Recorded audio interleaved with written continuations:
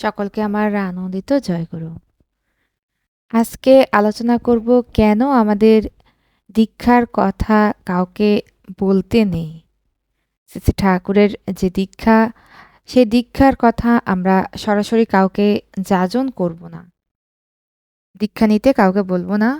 পরম পূজ্যপাদ শ্রী শ্রী অবিন দাদার একটি সুন্দর যাজন করব আজ। তো চলুন শুরু করা যাক। পরম পূজ্যপাদ শ্রী শ্রী অবিন দাদার কাছে এক দাদা ওনার মেয়ের সন্তান হবে, সব কিছু যেন ভালো হয়, সেই আশীর্বাদ নিতে আসলেন এবং নিবেদন রাখলেন, আমার মেয়ে জামাই ঠাকুরের দীক্ষা নেননি। আমার মেয়ে যাজন করেছে অনেক, কিন্তু কিছুই হচ্ছে না। পরম পূজ্যপাদ শ্রী শ্রী অবিন দাদা বললেন, একদমই দীক্ষার কথা বলবেন না। মেয়েটাকে বললেন, একটা ঘটনা বলি, শুনুন। আমাদের দেওঘরের একটা মেয়ে, ওর বিয়ে হলো একটা ছেলের সাথে, সে দীক্ষিত না, একটা খুব ভালো চাকরি করে এবং ওর বর আরেকটু ভালো চাকরি করে। 10 বছর হয়ে গেল তার বরের দীক্ষা হয়নি।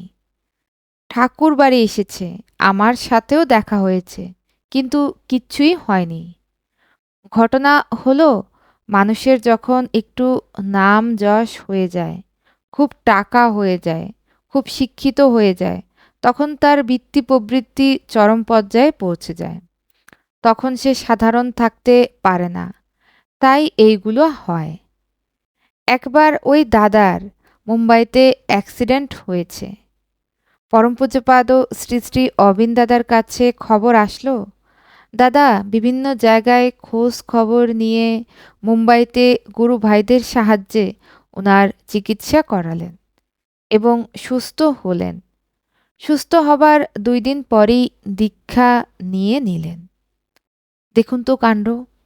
আমরা যখন সুস্থ সবল থাকি, যখন বলি যে ঠাকুরকে গ্রহণ করো, তখন কিন্তু আমরা কেউই, আমাদের বোধ বিবেক কিছুই কাজ করে না। যে আমি অসুস্থ হলাম, পরমদয়াল আমারকে সুস্থ করলেন তার মানুষের মাধ্যমে বা কোনো না কোনো মাধ্যমে, তখনই আমি তার শরণাপন্ন হলাম। যতদিন মানুষের অহংকার পাতলা না হয়, এই সমস্যাগুলো থেকে যাবে।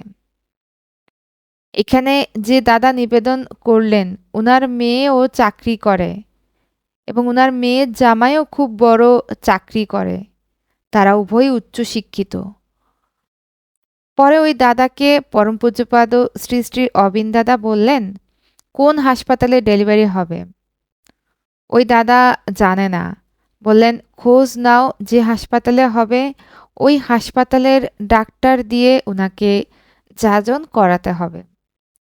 আশীর্বাদ হলো। পরে উনি আবার বললেন, আমার মেয়ের সন্তান যেন ঠাকুরের হয়, আশীর্বাদ করবেন।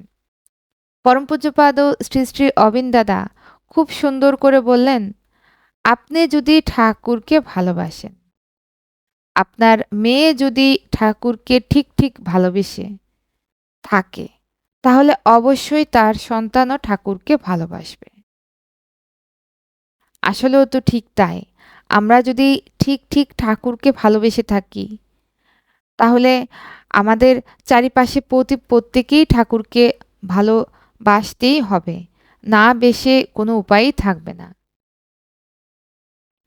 এতক্ষণ পরম পূজ্যপাদ শ্রী শ্রী অবিন দাদার আলোচনা থেকে আলোচনা করছিলাম।